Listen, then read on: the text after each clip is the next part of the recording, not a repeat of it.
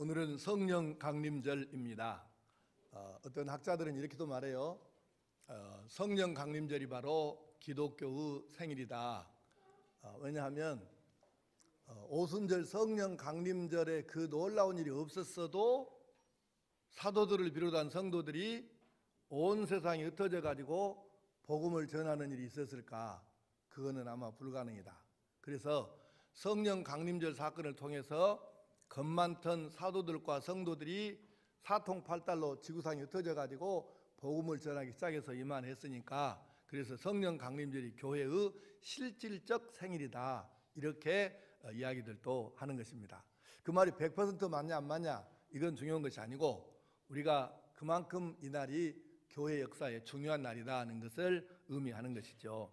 예수님께서 약속을 하셨어요. 요한복음 16장 7절에 자 보시고 시작. 그러나 내가 너희에게 실상을 말하노니 내가 떠나가는 것이 너에게 유익이라. 내가 떠나가지 아니하면 보혜사가 너에게로 오시지 아니할 것이요 가면 내가 그를 너에게로 보내리니. 아멘. 그러니까 예수님께서 승천하시면서 예수님 대신에 보혜사라고 불리우는 성령을 보내주시겠다는 것이죠. 그러면 성령의 별명을 보혜사라고 하는데, 이 말은 단순하게 번역하기가 어려운 단어입니다. 일반적으로 영어 성경에 보면 번역이 많이 다 다르게 되어 있는데, 제일 많은 번역이 영어로는 여기 보혜사를 헬퍼라고 번역을 했어요. 그러니까는 도와준다는 것이죠. 돕는 자. 그러니까 성령님은 바로 우리 그리스도인 한 사람 한 사람 하나님의 백성들을 도와주는 역할을 하시는 거예요. 그래서 예수님께서 이제 더 쉽게 이제 실질적인 얘기를 한다면, 예수님도 육신을 이런 몸뚱아리를 입고 계실 때에는 같은 시간에 한 군데밖에 못 계시는 거예요. 가령 제가 여기서 지금 설교하고 있는데 아무리 저를 어디서 필요하다고 해도 여기가 있으면 그쪽에는 있을 수가 없잖아요. 그게 몸뚱아리를 입고 있는 한계입니다. 그런데 예수님이 올라가시면 예수님 대신에 성령이 오시는데, 이분은 육신이 없어요. 영밖에 없어요. 그러니까 영은 동시에, 그래서 우리가 하나님을 말할 때 뭐라고 합니까? 무소부재, 안 계시는 것이 없이 어디나 계신다 그 말입니다. 그래서 예수님은 올라가시고 예수님이 보내시는 성령은 내려오시고, 그래서 모든 사람들에게 이 땅에 대한민국이나 러시아나 중국이나 뭐 어디 할 것 없이 어디든지 동시에 역사하실 수 있는, 그래서 예수님이 떠나가시는 것이 오히려 성도들에게는 유익이다 하고 말씀하셨어요. 내가 보내주겠다. 그 다음에 요한복음 14장 6절에 시작. 내가 아버지께 구하겠으니 그가 또 다른 보혜사를 너희에게 주사 영원토록 너희와 함께 있게 하리니. 예. 그러니까 우리가 이래요. 부모님이 계시잖아요. 부모님 돌아가셔갖고 안 우는 사람을, 믿음이 좋든지 안 좋든지 그 상관없이 울지 않는 사람은 거의 본 적이 없습니다. 되게 울더만요. 근데 안 돌아가시면 안 울었겠죠. 돌아가셔서 더 이상은 내가 같이 있을 수가 없다는 거예요. 그래서 나는 부모님이 이제 두 분 다 하늘나라 가시고 보니까 제일 아쉬운 것 중에 하나가 뭐냐면, 내가 뭔가 잘못해도 따끔하게 내 이놈, 왜 그렇게 이렇게 꾸중해 줄 분이 없다는 거예요. 이것이 제일 큰 아쉬움이더라고요. 그러니까 이 말은 또 다른 보혜사를 너희에게 주사 영원토록 너희와 함께 있게 할 말은, 성령님은 우리보다 먼저 죽으실 일이 없어요. 떠나실 일도 없고, 그래서 성령님은 우리에게 반드시 필요해서 보내주시겠다고 하셨고요. 그러면 예수님께서 또 뭐라고 말씀하시냐면, 이 성령을 반드시 받아야 되신대요. 받아야 된대요. 자, 요한복음 20장 22절에 시작. 이 말씀을 하시고 그들을 향하사 숨을 내쉬며 이르시되 성령을 받으라. 부활하신 예수님께서 제자들만 모여있는 데로 오셨어요. 그래가지고 뭐라고 하셨냐면은 성령을 받으라 하실 거예요. 아멘. 사도들에게만 필요한 성령이 아니고 오히려 오늘 우리에게 성령이 더 필요하기 때문에 오늘 여러분과 제가 성령이 충만하게 임하여 받아야 할 줄로 믿습니다. 또 사도행전 1장 4절 5절에 시작. 사도와 함께 모이사 그들에게 분부하여 이르시되 예루살렘을 떠나지 말고 내게서 들은 바 아버지께서 약속하신 것을 기다리라. 요한은 물로 세례를 베풀었으나 너희는 몇 날이 못되어 성령으로 세례를 받으리라 하셨느니라. 아멘. 사실은 예수님 마음이 급하시거든요. 왜냐하면 온 세상을 지구 방방곡곡 빠짐없이 다 복음을 전해야 하는데, 근데 그냥 가면 안 돼요. 왜? 가봐야 백전백패입니다.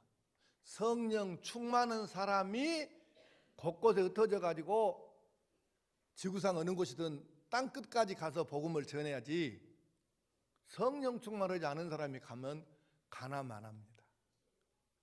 그래서 예수님 마음이 조급한데도 불구하고 가지 마라.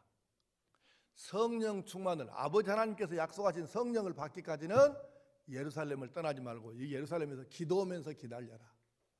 성령 충만 받은 그 다음에 땅끝까지 흩어져서 나가거라 하신 거예요.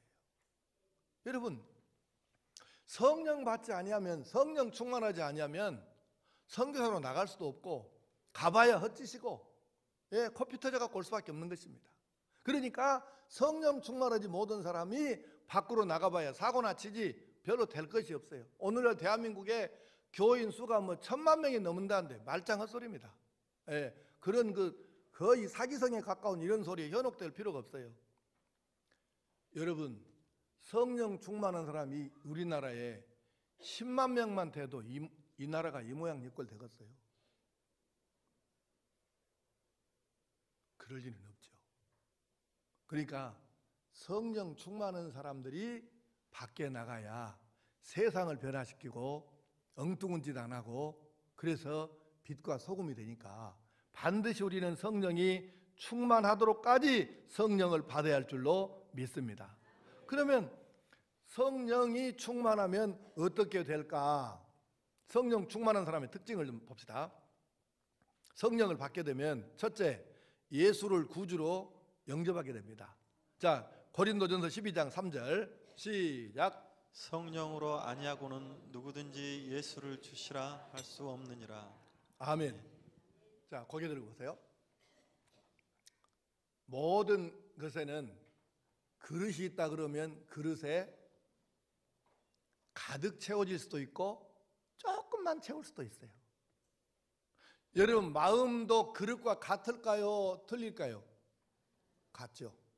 마음도 여러분 누군가를 사랑하는 마음이 클 수도 있고 조금밖에 없을 수도 있습니까? 너는 어째 대답을 안 하냐? 자, 학생들 대답해봐.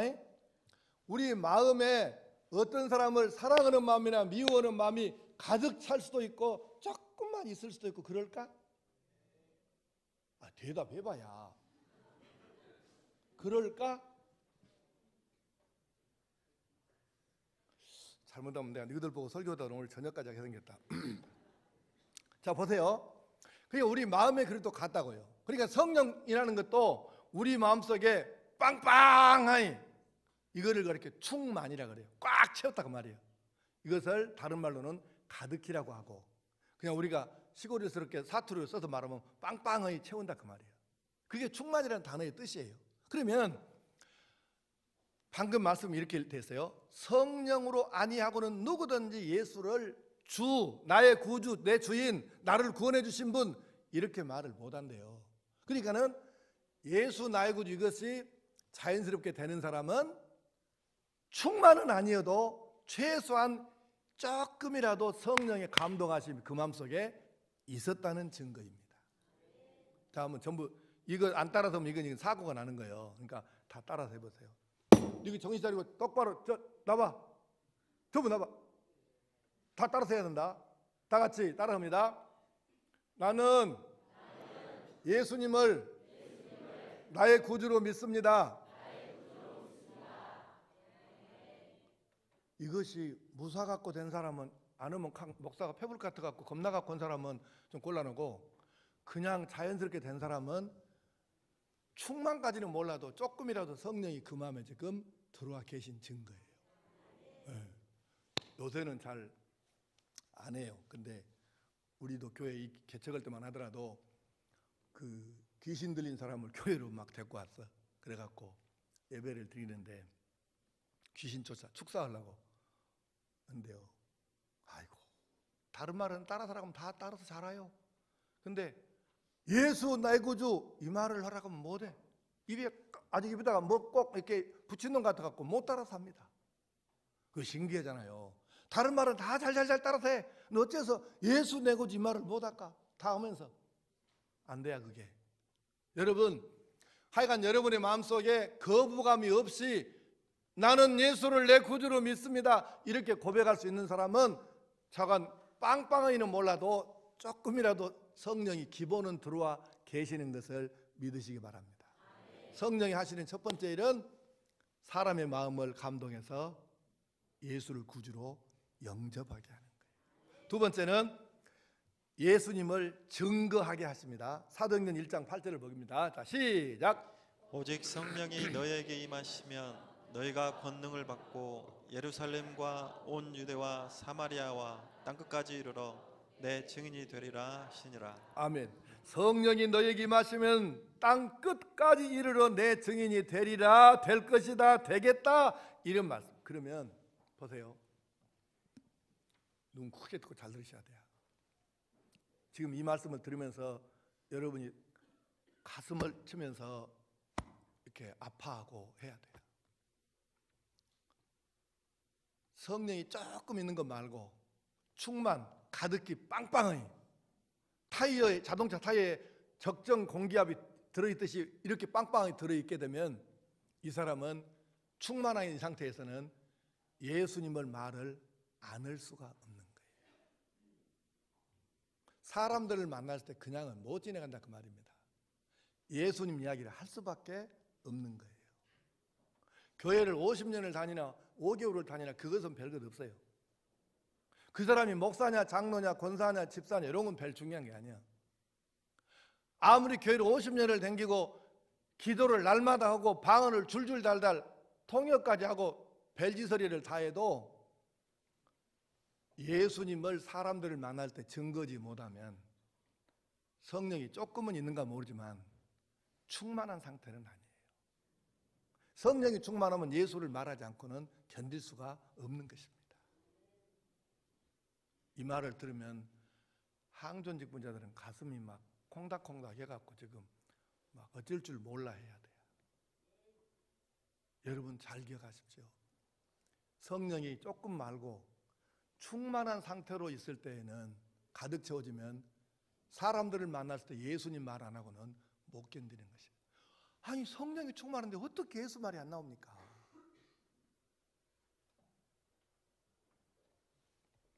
더 하면 시험 들 수 있기 때문에 이 정도만 하면 되겠죠?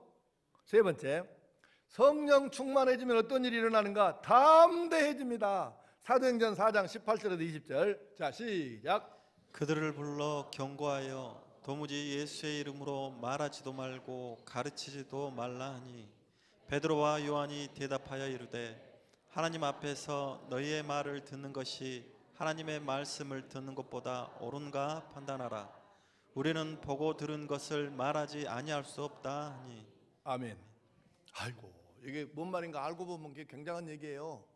아니 여러분, 우리가 아다시피 사도들이 얼마나 겁쟁이고 비겁합니까? 그래갖고 지그 선생을 모른다고 3번씩이나 부인해 불고 선생이 체포되니까 도망가 버리고 참 깝깝한 인생들입니다. 사실은 이 겁쟁이들이 어느 순간부터 뒤집어져 가지고 지금 이 방금 읽은 성경 내용은 관리들이 체포해 갔어요.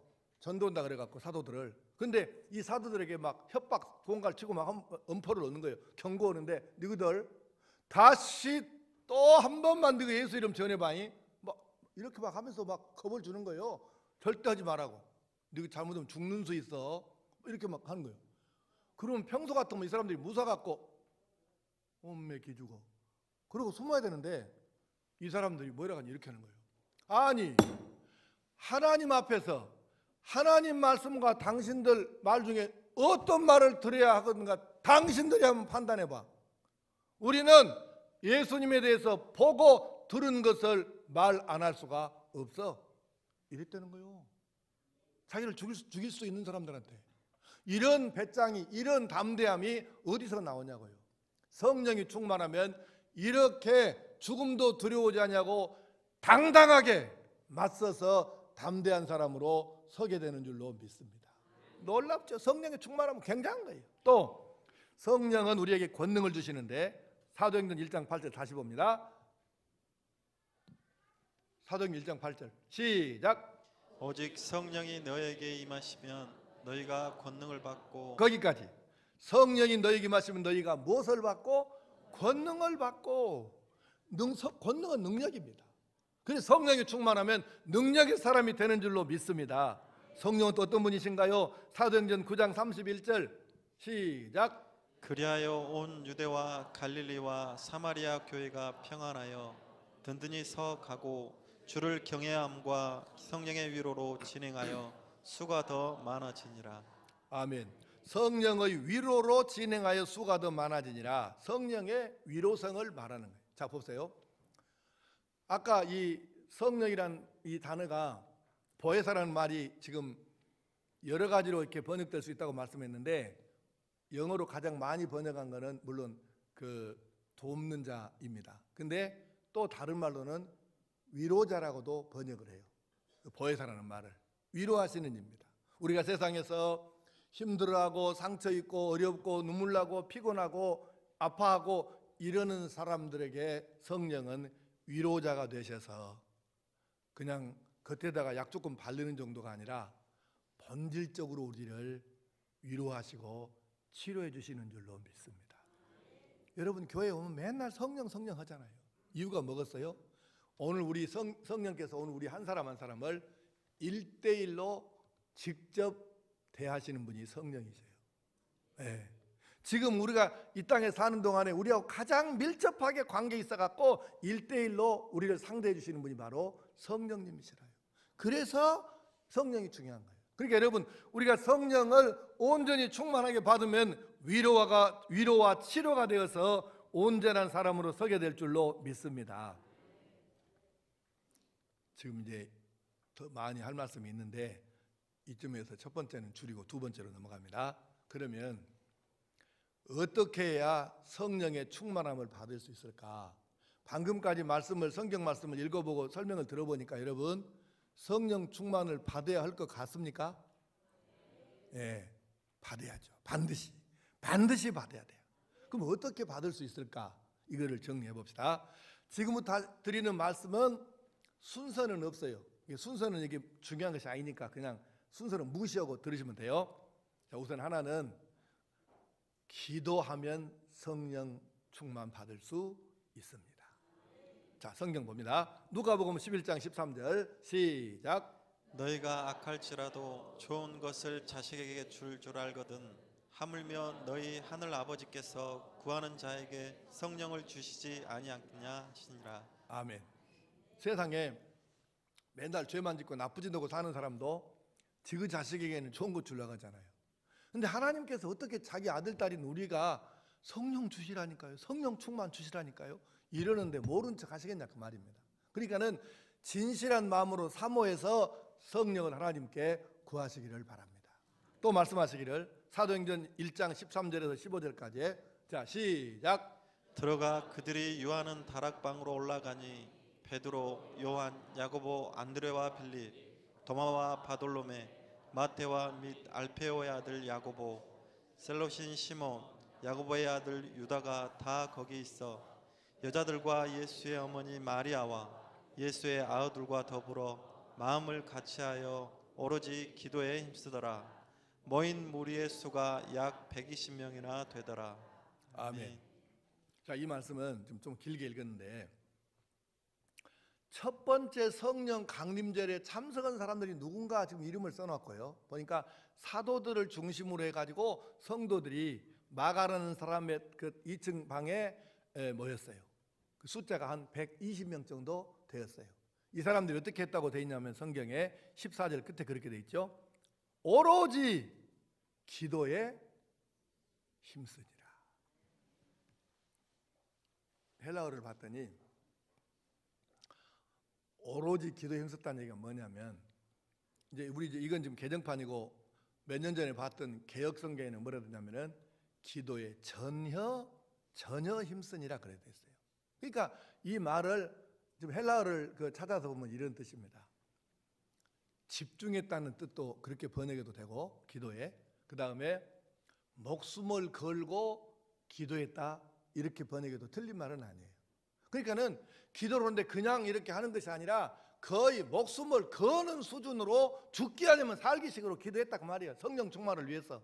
근데 그도 그럴 것이, 이때 지금 예수님이 이제 승천하신 뒤로 예루살렘에는 기독교인 체포령이 내려 있는데, 세상에 예수 믿는 사람들이 120명씩이나 모여갖고 저희들끼리 뭐 하더라 그러면 가만히 놔두겠습니까? 알려지면 큰일 나는 거죠. 그러니까 이때는 체포될 거 각오하고 목숨을 지금 걸고 진짜 기도하는 거예요. 그런데 그때 성령의 강림이 강력하게 일어난 줄로 믿습니다. 기도하면 되는 거예요. 또 사도행전 4장 31절에 시작. 빌기를 다음에 모인 곳이 진동하더니 무리가 다 성령이 충만하여 담대히 하나님의 말씀을 전하니라. 아멘. 1시간 안에 설교 끝납니다. 눈 크게 뜨고 잘 들으세요. 자 보세요. 그러니까 이 말씀은 빌기를 다음에 모인 곳이 진동하더니 무리가 다 성령이 충만하여, 다시 말하면 모여서 기도하기 시작했는데, 그렇게 집중해서 뜨겁게 죽게 하면 살기로 기도했더니 모인 모든 사람에게 성령이 강력하게 임하셨습니다. 기도해야 합니다. 그러므로 저는 여러분에게 그렇게 좀 가르쳤지 않습니까? 그동안에 교회 안에 사적인 모임을 가지는 그거는 딱칠이 받아야 마땅한 일입니다. 그래서 그건 내가 용납을 못하지만, 기도하는 사람들 기도하기 위해서, 왜냐하면 기도가 적어도 혼자 아무 누가 뭐 없어도 나 혼자 알아서 기도할 수 있는 정도 되면 사실은 상당히 이미 수준이 오른 사람이거든요. 그런데 실은 그게 쉽지는 않습니다. 그래서 거기까지 안 되는 분, 혼자 기도하기 어려운 분들은 누군가 같이 기도를 잘하는 사람들이 함께 있어야 기도가 돼요. 그래서 여러분에게 다른 건 내가 사조직으로 허락하지 않지만 모여서 그룹별로 기도하는 모임은 내가 허락하겠다. 이것도 사실은 위험성이 없는 건 아니에요. 위험성이 좀 있긴 하지만 그래도 마이너스보다는 플러스 요인이 더 많아요. 그래서 이건 내가 허락해 준다 그랬어요. 왜? 기도하라고. 왜? 기도해야 성령 충만 받으니까. 그러니까 이렇게 성령 충만은 필요하고, 우리 예배당에 기도할 장소가 여러 군데고 기도만 할 수 있는 방을 따로 만들어 놨는데, 제 소원이 그것이, 목사님 기도실이 지금 다 차버려 갖고요, 기도하려고 하면 내 차례가 안 돌아와요. 기도실 쪽까지 더 만들어 주세요. 그러면 뭔 수를 내든지 간에 최우선에서 기도실은 늘리겠습니다. 다른 방 하나 없애면 되잖아요. 기도실 그럼 해갖고 만들면 되잖아요. 그러니까 하여간 열심히 그룹별로 뭐다 개인별로 기도해서 성령 충만 받고 살기를 축복합니다. 두 번째, 어떻게 성령 충만 받을까? 말씀의 은혜 받으면 성령이 역사하십니다. 자, 사도행전 10장 44절 시작. 베드로가 이 말을 할 때 성령이 말씀 듣는 모든 사람에게 내려오시니. 아멘. 이 말씀은 이제 사도행전 10장에 나오는 말씀인데, 사도행전 10장에는 뭐가 나와 있어요? 고넬료라고는 헬라의 백부장이 사도 베드로를 초대에다가 가정에서 지금 집회를 예배를 드려요. 그때에 참 이게 진짜 배울 만한 사람이에요. 이 고넬료가 백부장인데도 불구하고 납죽 엎드려 갖고 베드로에게 이렇게 말했어요. 우리가 하나님의 말씀을 듣고자 하여 당신 앞에 엎드렸으니까 당신은 하나님께서 당신에게 주신 말씀을 우리에게 전해달라는 거예요. 하나님의 말씀을 듣기 위해서 우리가 지금 여기 엎드려 있다는 거예요. 그러고 베드로의 설교를 들었어요. 놀라운 일이 일어날까요? 안 일어날까요? 일어나죠. 이 설교 들을 때 성령이 말씀 듣는 모든 사람에게 내려오셨어요. 여러분에게 성령 쉽게 받는 팁 하나 알려드릴까? 질문 하나 먼저 합시다. 목숨 걸고 기도하다가 성령 충만 받는 것이 더 쉽겠어요? 설교 집중해서 설교 듣다가 성령 충만 받는 것이 더 쉽겠어요? 네. 근데 졸고 자빠졌으면 되겠어? 거기에 들어봐요. 무슨 목사가 저렇게 사나워갖고 뭔 자빠졌다고 진짜 시험 딱 들겠네 이러고 생각하지 말고 눈 크게 뜨고 잘 들어봐요. 아니 여러분, 목숨 걸고 기도하기가 쉽겠어요? 집중해서 한 말씀도 안 놓치고 단어는 안 놓치고 설교 듣기가 쉽겠어요? 이렇게 가르쳐줘도 못하면 어쩌라고 말이에요. 세 번째, 어떻게 성령을 받을 수 있을까? 영으로 찬송할 때 성령 충만 받을 수 있습니다. 자, 성경은 사도행전 16장 25절 시작. 한밤중에 바울과 실라가 기도하고 하나님을 찬송하며 죄수들이 듣더라. 아멘. 자, 이 말씀은 그 바울과 실라가 빌립보라는 곳에 가가지고 복음을 전해요. 유럽 전도의 시작입니다. 놀라운 역사예요. 근데 그 전도하다가 체포돼 버렸어. 그래갖고 돼지게 두들겨 맞고 전도했다 그래갖고, 그리고 또 감옥에다가 가뒀는데 그냥 가둔 게 아니라 발에다 또 쇠고랑 착고를 채워놨어. 이게 기가 막힐 일이 있습니까? 그러면은 막 낮에 맞은 것 때문에 막 삭신이 절리고 쑤시고 막 애리고 막 이러는데 얼마나 힘들겠습니까? 근데 이 세상이 그 몸뚱아리 갖고 밤중에 있나갖고 기도하다가 찬송하다가 기도하니까 이렇게 간수랑 다 들었대. 사람들이, 죄수들이 다 들었대요. 근데 처음에 그랬겠죠. 어찌했을까? 저것들이 뒤지게 맞더니 잘못되어 버렸는가 보다요. 이 밤중에 뭔 노래소리가 나온다냐? 이럴 거 아니요. 그런데 조금 더 들어보니까 미친 사람 소리는 아니에요. 기도하는 소리나 찬송하는 소리가 또렷하고 맑은데 어떻게 그게 미친 사람 소리겠어요? 그러니까 신기하네. 어떻게 저렇게 맞고도 이 밤중에 있나갖고 기도하다 찬송하다 어떻게 저것이 될까니? 이렇게 사람들이 생각하지 않겠습니까? 하나님께서 이 찬송, 이 기도 소리를 들으시고 이들을 살려내시고자 지진을 일으켜서 옥터가 갈라지고 발에 쇠고랑이 끊어져 버리고, 이렇게 찬송은 놀라운 능력이 있습니다. 우리가 왜 성가대를 우리가 해산했겠어요? 아까 3부의 배우로 찬양했잖아요. 왜 성가대 안 하고 찬양단 체제를 도입을 했을까? 내가 미국에 20몇 년 전에 가가지고 미국의 최고 잘 나가는 교회 10개를 순회를 했습니다. 다 돌아보고 가서 이렇게 해봤는데 사실은 충격을 받았어요. 그래 갈등을 많이 겪었습니다. 예배를 어떻게 좀 뒤집어서 계획을 해봐야 되겠는데 이걸 해야 되나 말아야 되나 갈등을 하다가 못 오고 있었어요. 그냥 결단을 못 내리고. 그러다가 싱가포르 가갖고 시티 하베스트 처치에 가가지고 거기서 내가 완전히 뒤집어졌어요. 아, 이럴 수도 있구나. 기가 막히더라고요. 그래서 여러분 아다시피 우리 3차례에 걸쳐서 65명이 싱가포르 교회 견학을 갔다 왔잖아요. 그 예배 참석을 위해서. 그리고 성가대를 해산하고 찬양단을 도입을 했는데 그 이유가 뭐냐면 성가대가 찬양을 하게 되면 사실 고생 많이 해요. 근데 성가대 찬양하는데 아까 내가 2부에 또 물어봤어. 성가대 찬양할 때 감동돼갖고 은혜가 돼갖고 우는 사람 손 들어보라니까 딱 한 사람 손 들더라.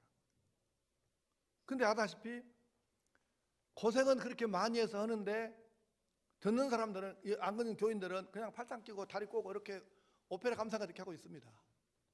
이거는 아니거든. 그래서 찬양단 훈련시켜서 해서 사실은 우리 찬양단이 찬양할 때 우는 사람 많잖아요. 마음이 열리고 성령이 지금 임하시는 증거잖아요.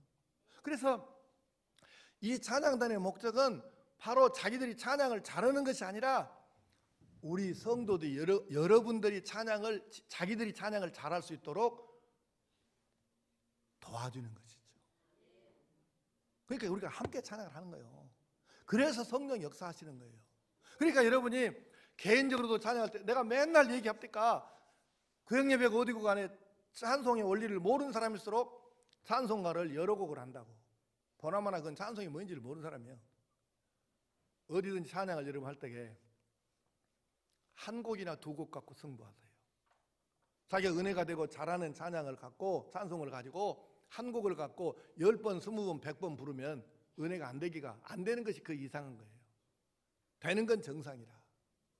그러니까 찬송이 얼마나 뜨거운 능력이 있고 성령 충만함을 받는 비결인 것을 생각하면서 여러분 질문하겠습니다. 죽기 살기로 기도하기가 쉽겠어요? 영으로 찬양하기가 쉽겠어요? 그래요.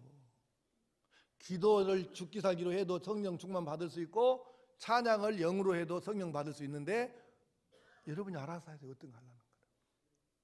그러나 중요한 것은 이 세 가지 중에 뭐이 됐든지 간에 자기에게 잘 맞는 것을 하든지 세 가지를 다 하든지 하여튼 해가지고 반드시 성령 충만은 받아야 할 줄로 믿습니다.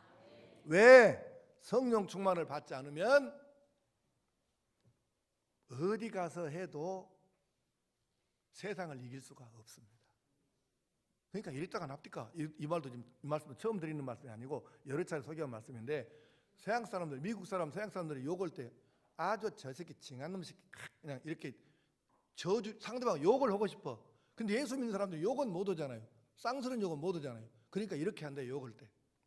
아, 나 성령 받지 말고 목사나 되어라 이놈아. 그게 욕이요. 아니 성령도 못 받은 것이 목사하면 그 꼴이 어쩌겠습니까? 그러니까 이렇게 성령 충만이 우리에게 중요한 것이에요. 반드시 성령 충만 받아야 합니다. 그러니까 죽기 살기로 기도에 매달리든 예배에 집중해서 말씀에 푹 빠져버리든 찬양을 영으로 드리든 어떻게 해든지 간에 반드시 성령이 충만해서 우리가 세상을 승리해 나가야 합니다. 이제 말씀을 결론을 지읍시다. 기독교의 역사는 성령 충만한 사람들, 성령 충만한 성도들이 어떻게 살아왔는가, 이거 기독교 역사입니다. 이게 별것 없어요. 기독교 역사가 별것 없어. 성령 충만한 사람들의 역사, 성령이 감동하셔가지고 그 사람들이 어떻게 살았는가, 이것을 써놓은 게 그게 기독교 역사예요. 아니 별거 있겠어요. 그것밖에. 그런데 이 말씀을 들으면 여러분 마음에 이렇게 느껴오는 게 없습니까? 기독교 역사는 성령 충만한 성도들의 이야기다. 그러면 느껴지는 게 없어요. 아하, 그렇구나.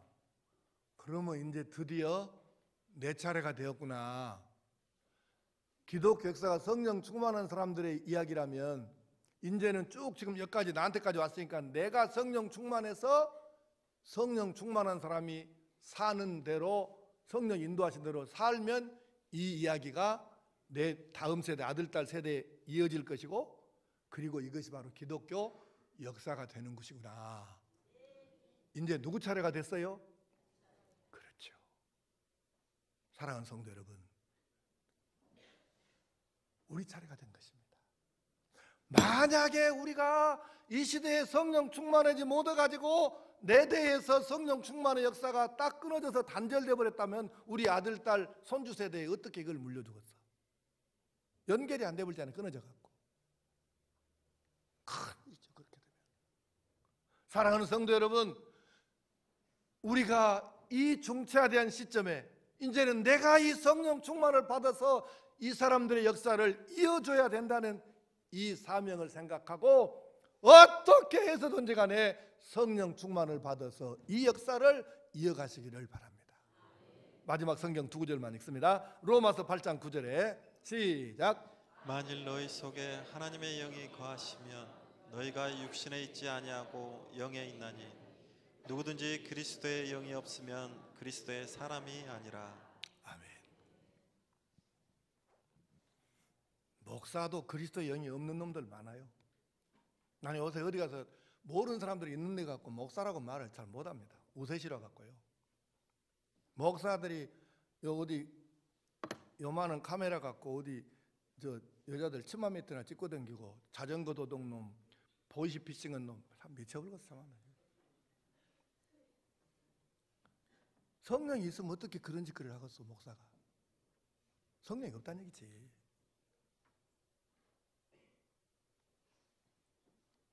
성령이 없으면, 그리스도의 영, 성령이 없으면 그리스도의 사람이 아닙니다.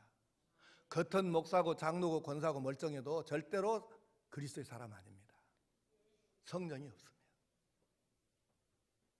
여러분 심각하게 들으셔야 돼요. 또 이렇게도 말씀하시잖아요. 로마서 8장 14절 시작.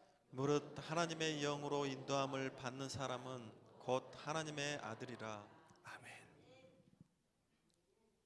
내 마음대로 살지 않고 내 안에 계신 성령께서 감동하셔서 그리스도인이라면, 네가 예수의 제자가 맞다면 너 이렇게 해야 돼.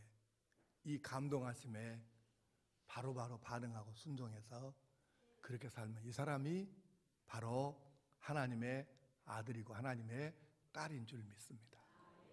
그게 그리스도인이에요. 오늘 여러분과 내가 진실로 성령이 충만함으로 내 안에 계시는 성령의 인도하심을 받아 삶으로 해서 진짜 하나님의 아들, 진짜 하나님의 딸로 살아갈 수 있기를 축복합니다. 기도하십시다. 아버지 하나님, 오늘